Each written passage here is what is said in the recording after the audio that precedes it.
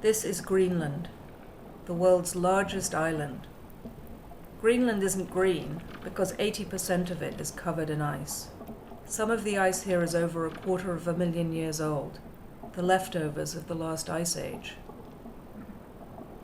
Greenland is home to some of the fastest moving and fastest melting glaciers on Earth.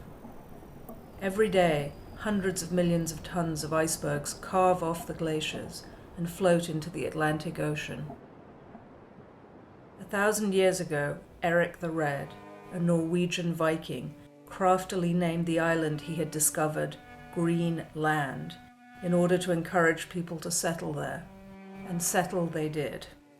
For the next 1,000 years, Greenlanders survived in happy coexistence with nature, living off the bounty of the icy land and of the sea. That changed dramatically in the second half of the 20th century.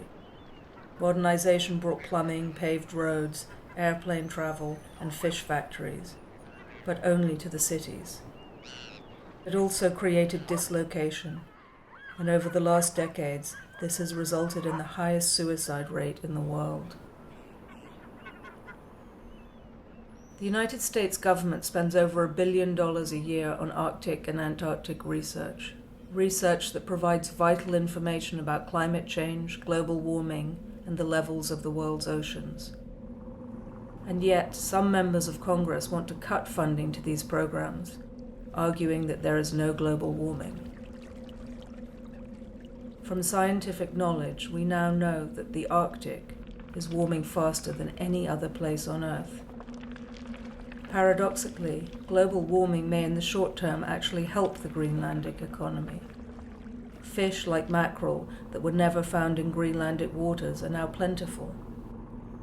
Minerals like uranium are now more accessible than ever, making mining them viable. And ecotourism is booming. Ilulissat and its ice fjord became a UNESCO World Heritage Site in 2004.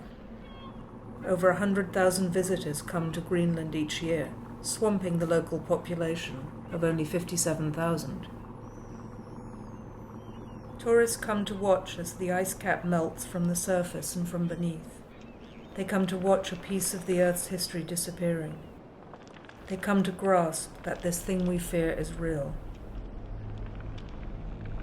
But what all of us need to understand is that written in this melting ice is the very future of humanity.